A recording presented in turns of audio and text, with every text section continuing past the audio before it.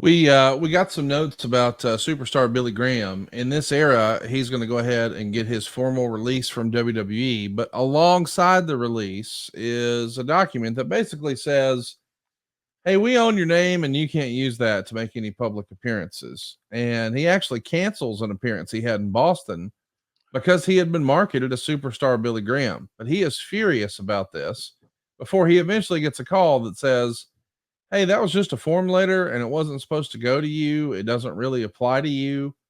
Everybody didn't have that same experience though. Like Team 3D, the former Dudley boys are told straight up, "No, we own that." Because although superstar Billy Graham used superstar Billy Graham before he was with the WWF, so he can still use that as the real life Wayne Coleman, they would contend that Paul Heyman, who owned ECW, came up with the name the Dudley Boys and they bought ECW, so therefore they own that. Those guys were not the Dudley Boys somewhere else ahead of time. So Bubba becomes Bully, and they become Team 3D. Where did you land on this? I mean, I know that this has been the WWE way for a long, long time. I mean, even way back in like 87, I think Linda McMahon told Bruno, "Hey, you can't call yourself Living Legend. We own that." You can imagine how that went, according to Dave Meltzer and the Observer. But did you think this was a big deal to keep names like the Dudley Boys? Or is that something that was probably passe at that point? I think that it could have been easily solved. Yeah. I think it was overthought, administered, over managed. It should have been a layup. It should have been a 10-minute meeting. And I just anything that the stars that you developed, anything that you can do or they can do to make themselves bigger stars, seems to me to be a win. And I would that those meetings. If I was charged of those meetings, they'd be very quick meetings. There's no reason to dwell on things that are so simplistic. Don't overthink them. Do you think Vince liked the idea of quote unquote owning you and your name and your likeness? I mean, it certainly reads that way from the outside, but then we see guys like John Cena come in and just use his real name. All right. I know he sort of went back and forth on that. If you were in the big seat, if you were in Vince's seat, would you let people keep their name or no? Probably would. Yeah. Probably would. If it makes them happy, increases their worth, and makes them more productive in their real life, who's it hurting?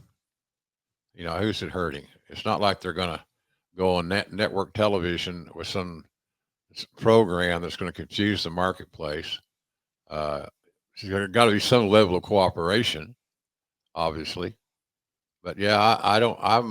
I think they should keep their names and help them grow their brand. The more their brand grows, which the roots sink back into the company, I think the better off you are. Let's talk about some of the other news and notes about maybe a bit of a publicity campaign that's written about in the Observer. Dave would write, WWE officials learned on May 17th, after the Lakers win over the Rockets, that the fourth game of the Western Conference Finals between the Lakers and the Nuggets was scheduled for May 25th at the Pepsi Center, and that's a live broadcast on ESPN. The same night, WWE had booked the building for Raw's live event.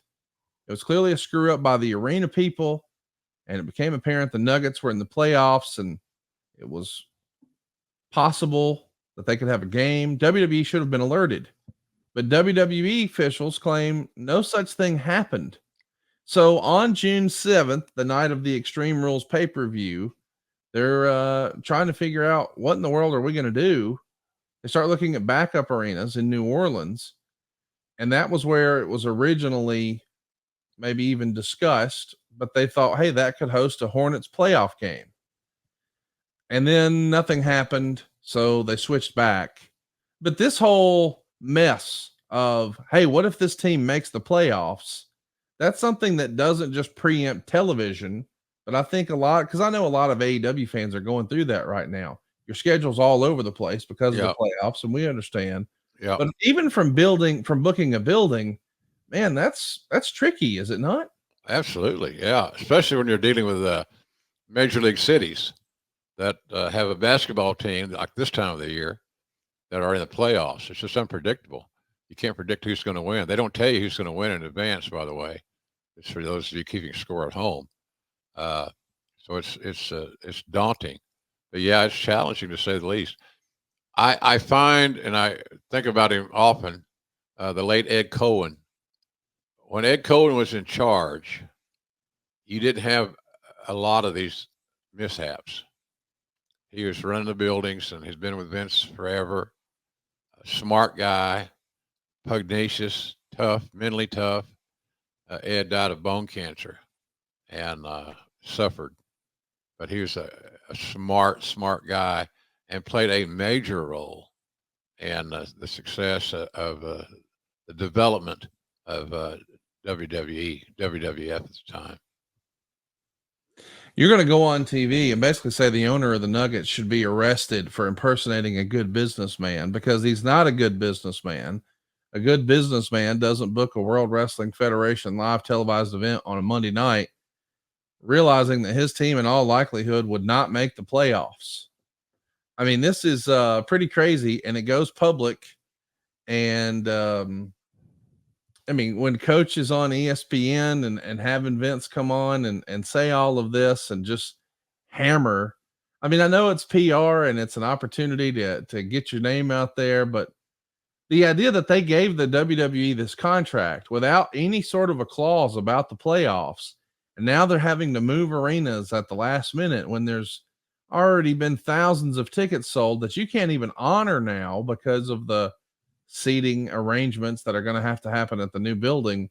Just a major unnecessary mess. Do you remember how this was all resolved behind the scenes? Was there some sort of a cash settlement or something like that? Or is this just, let's go trash them and try to get some positive PR and move on? I think moving on is the key thing. Yeah. Figuring out what venue we're going to use was another thing. There were things that had to be addressed and solved before moving forward, and we all wanted to move forward. We didn't have a lot of time, so you got to put tickets on sale, all this stuff to run a big event. But it was very inconvenient and a cluster, to say the least. And I think we worked our way out of it as best we could.